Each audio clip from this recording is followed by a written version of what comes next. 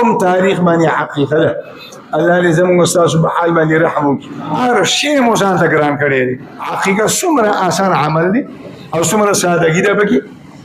او څومره بې تکلفي ده پکې بس چې وس لکېږي دوه ګډانې یا دوه شیري راواله چاله کي او چې جینینو یو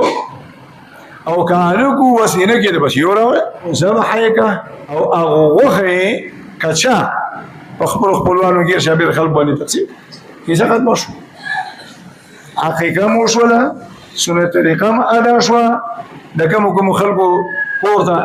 وښه ورسېده د هغې کټویم چې را تازه شوه راګرمه شو هغې هم خوشحاله شو خپلولي هم مصادرې شوه نه مونږ خو چې میله نه یې جوړه کړې که نه نو سره مې نه یقېږي او الله دې زموږ ستاسو په حال باندې رحم وکړي چې لږ شان دې پیسې ټکه راشي بس بیا خو په کور کې هم زړه سود راکېږي شادیات او بیا کارډونه شادیات بیل دی او کارډونه بیل دي او لس کسان به خوشحاله وي او شل به خفه ما ته نه دي بلته نه دي او په ټولو کې لوی مصیبت پکې دا دی چې عقیقه مو نشي سنت عمل مو نشي ځکه سنت طریقه خدا ده په ومه یادومې نه مخکې او د دې رسم او د رواج د وجې نه د خپلو خواهشاتو د پوره کولو د وجې نه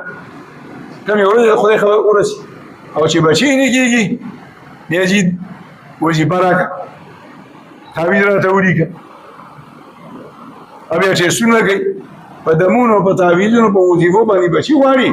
او شکر بیا الله مهربانه شي او بیا د الله د پیغمبر اهمترین سنت د حقیقي چې د ماشوم بلا فایدې دي پکې نو موږ او تاسو نعوذ بالله د ماشوم د فایدو خیال نه ساتو خپل خواهشات را باندې غالب عقیقه او دا غرنګ بیا تسمیه نوم نو عقیقه کې مې درته وویل چې هلکې نو ګډاني او که چیني نه دي او که مادی او چې جینۍ ده نو یو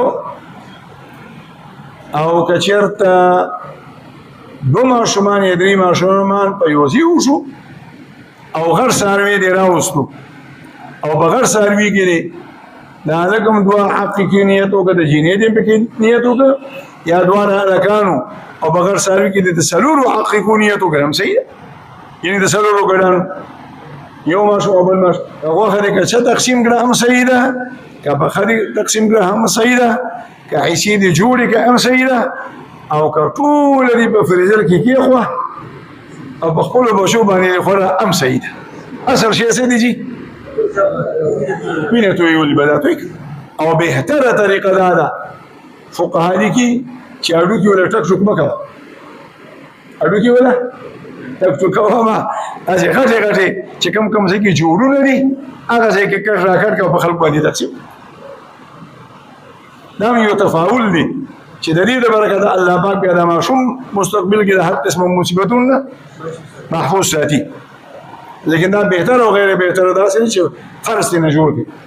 او چې هغه داسې وي دي که وشو ښه پخه وکړي نو څه ګناه پکې نشته دي او بیا دې که دیګ پکې پوخ کړه که وریجو کې دې واچولې که همدغسې دې پخه کړه او که کشه دې تقسیم کړه مالدارو له دې ورکړه او که غریبانانو نه هېڅ پابندیانې پکې نشته او وینه دې نن توی کړه عقیقه نن وکړه او غوښه یې سبا تقسیم کړه هم خیر خبره نشته